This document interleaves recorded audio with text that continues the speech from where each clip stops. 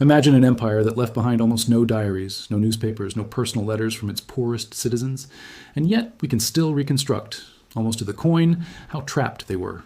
Not through scripture, not through sermons, through paperwork, tax receipts scratched onto broken pottery, loan contracts written on papyrus, wage tables buried in rabbinic law books that read more like a ledger than a religious text. This is a story about Judea in the first century, but I'm not going to start with Rome's legions or with a famous sermon on a hillside. I'm going to start with a piece of broken pottery, because that's where the real evidence lives. Archaeologists call them ostraca, cheap potsherds that ordinary people used instead of expensive papyrus to jot down receipts, debts, and shipments. Thousands of them have survived from the ancient Near East, and they are frankly boring. Grain totals, names, amounts owed.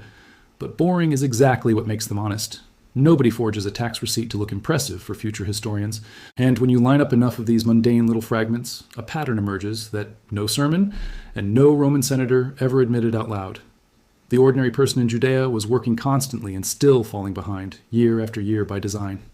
Let's talk numbers for a second, because numbers cut through nostalgia faster than any narration can. Rabbinic sources preserved in the Mishnah and Talmud, cross-checked against Roman military pay records, give us a rough but workable picture of what cash actually meant in this world.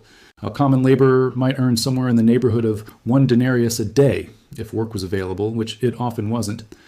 A Roman legionary, for comparison, earned around 225 denarii a year, a steady wage with steady food, which already tells you something about who the empire prioritized feeding.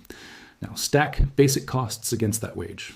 A small loaf of bread might run a tiny fraction of a denarius, which sounds cheap until you remember this was the wage of someone who frequently had 0 days of guaranteed work per week. There was no salary. There was no contract. There was a marketplace at dawn where men stood shoulder to shoulder, hoping a landowner's steward would point at them and not the man beside them. Get picked, you eat that night. Don't get picked, you don't. This is the actual texture of daily bread in the ancient world, and it has nothing to do with metaphor. Now layer taxes on top of that uncertainty, and the math turns vicious. Judean farmers paid land taxes and produced taxes to Rome, head taxes simply for existing, transit tolls for moving goods, and religious dues on top of all of it. None of these taxes cared whether your barley crop failed this year. They were calculated on the assumption of an average harvest, not your actual one, which meant a single bad season didn't just hurt, it created a debt that didn't exist the year before. And here's a detail most retellings skip entirely. Rome didn't even bother collecting most of these taxes directly. It auctioned off the right to collect them. Wealthy contractors bid for the privilege of squeezing a district, paid Rome up front, and then had every financial incentive to extract more than the bid price, because anything above that number was pure profit. Picture a modern collections agency that bought your debt for pennies on the dollar and is now legally allowed to extract the full amount plus whatever extra it can justify, with no regulator watching. That's roughly the incentive structure sitting on top of Galilean wheat fields. So what happened when the harvest came in short, which, in a hill country economy dependent on rainfall, happened constantly? You borrowed against the only asset you had, the land your family had worked for generations. And here's where the story gets quietly brutal, because the lender usually wasn't a stranger. It was frequently someone from the same town, sometimes even a relative, who had simply done better in a previous season and now held the paper on your field. Village solidarity, the thing that's supposed to protect people in hard times, started to fracture from the inside, because the system turned neighbor against neighbor through nothing more than an unlucky growing season. We have actual loan documents from this era and the centuries around it, etched onto ostraca and papyrus, recording exactly this kind of transaction. Grain advanced now, repayable later with interest, secured against a plot of land or a portion of a future harvest. These aren't dramatic documents. They're administrative, and that's what makes them devastating. They prove this wasn't an occasional tragedy that inspired parables. It was Tuesday. It was completely normal. It was how an entire province ran. Now, here's where I want to push back gently on a common assumption people make about ancient poverty. We tend to picture peasant farmers as helpless, passive victims waiting for rescue. The archaeological and textual record paints someone much more resourceful than that. Families terraced impossibly steep hillsides by hand to create flat growing surfaces. They rotated crops between barley, olives, and grapes, specifically to hedge against any single crop failing. They built cisterns to catch rain in a region where rainfall was unreliable for half the year. This was not unsophisticated farming. This was generations of accumulated agricultural engineering, executed with hand tools, against a tax and debt system explicitly designed to absorb every bit of surplus that engineering produced. The tragedy isn't that people failed to plan. The tragedy is that the system was built to make planning insufficient. No matter how well you managed a good year, the structure guaranteed that a bad year would cost you more than the good year had ever earned you. That's not bad luck. That's a rigged game with very good production values. And the same logic didn't stop at the edge of the fields. It floated. Galilee had a lake at its center, the one the Gospels call a sea, and that lake ran on a financial system every bit as engineered as the wheat fields around it. Herod Antipas, the local ruler who answered to Rome, controlled the harbors, the boats, and effectively the fish themselves, because nobody fished that water without paying for the privilege first.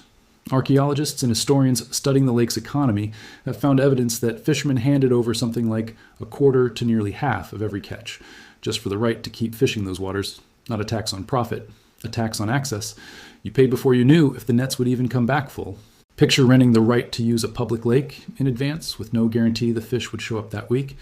And you start to understand why men like Peter and his brother didn't own their boats outright so much as operate them inside someone else's financial structure.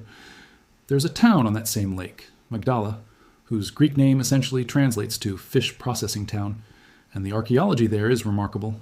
Excavators have uncovered dozens of fish salting pools, thousands of lead net weights, and a marketplace lined with shops, evidence of a genuinely industrial operation, exporting preserved fish in sealed jars as far as the Mediterranean ports. So this wasn't some sleepy backwater economy of a few men with nets. It was a functioning supply chain: catch, process, salt, jar, ship, tax at every single stage along the way. And the tax collector's office in this exact region sat in Capernaum, right on the lakeshore, conveniently positioned to intercept the money the moment it changed hands. That's not incidental geography, that's deliberate placement, the ancient equivalent of putting a toll booth at the only road out of town. So when a fisherman walked away from his nets to follow an itinerant teacher, modern audiences tend to read that as abandoning a stable livelihood for a leap of faith. The harder, more honest reading is that he was walking away from a heavily taxed, narrowly profitable lake leasing arrangement that barely let him keep what he caught in the first place. It wasn't necessarily faith over security. In a lot of cases, it may have been one form of precarity traded for another, except this new one came with a community that didn't charge you for access to it. Let's go to the city now, because the countryside and the lake weren't the only places running this machine. Jerusalem ran its own parallel version, dressed in incense and stonework instead of barley fields and fishing weights. Every year, pilgrims converged on the city for festivals, and every adult male was expected to contribute a temple tax. Here's a detail that rarely gets the attention it deserves. That tax had to be paid in one very specific coin, minted far away in the Phoenician city of Tyre, prized because its silver content was unusually high and consistent. Local currency wasn't accepted. Roman currency definitely wasn't accepted, partly because it carried images of the emperor, treated as idolatrous in a sacred space. So pilgrims arriving with whatever coins they'd saved all year had to convert that money at tables set up specifically for this purpose. And conversion meant a fee, taken right off the top, every single time, for every single person, with absolutely no alternative. It is structurally almost identical to walking into an airport and discovering the only currency exchange booth in the building charges whatever rate it wants because it knows you have no other option before your flight. Except here, the flight was your relationship with the divine, and missing it wasn't just inconvenient, it carried religious weight that an airport delay never could. Then there was the matter of sacrificial animals. You couldn't just bring a goat from home and expect it to pass inspection. It had to be unblemished, certified, approved. Conveniently, vendors selling pre-approved animals operated right there in the temple courts, at prices that had nowhere else to compete against, because the entire point of the system was that there was no alternative supplier. If you were too poor for a lamb, the law allowed 2 doves instead, a small mercy that nonetheless makes a quiet point. Even your relationship with forgiveness had a price tier attached to it. None of this makes the temple a uniquely evil institution for its time. Religious and financial authority were fused together across most of the ancient world. That fusion was the norm, not the exception. What's worth sitting with is how completely unremarkable this all felt to the people running it, and how suffocating it felt to the people paying for it. Now, against this backdrop, a wandering teacher from a small Galilean village starts drawing crowds, and I think the most overlooked detail about his teaching isn't the miracles people remember, it's the vocabulary. He didn't lecture using the language of philosophers debating abstract virtue in a courtyard. He told stories about laborers who waited all day in a marketplace for work that might never come, about a man thrown into prison until he could repay every last coin, about servants entrusted with money who had to account for how they used it. To modern ears, comfortable and far removed, these sound like gentle parables with a tidy moral. To an audience standing in that exact marketplace, having stood in that exact line for work that morning, these weren't parables, they were Tuesday. Again, And there's a particular line that deserves far more attention than it usually gets. A request, repeated regularly, to be forgiven of debts in the same way debts owed to you are forgiven. We read that today as a tidy spiritual sentiment about grace. In an agrarian society where families were actively losing ancestral land at compounding interest, that line was not tidy at all. It was a direct, specific, almost dangerous request. Cancel what is owed, the way an actual creditor cancels an actual loan, not metaphorically, practically. This idea wasn't invented in the first century either, and that's worth pointing out because it adds a layer the standard telling usually skips. Older Hebrew law had already described periodic release of debts and the freeing of those bound by servitude, a kind of scheduled economic reset built into the calendar itself. By the first century, that older provision had largely fallen out of practical use, partly because lenders found legal workarounds to keep debts enforceable past the reset point. So when a teacher started talking about debt forgiveness in plain, repeated public language, he wasn't introducing a brand new radical idea from nowhere. He was reviving an old promise that the wealthy had spent generations quietly burying in fine print. That's a very different story than a mystic spoke in riddles. That's closer to someone reading aloud from a contract clause everyone with money had agreed to pretend didn't exist anymore. And that reframe matters because it explains why the reaction to him wasn't confusion.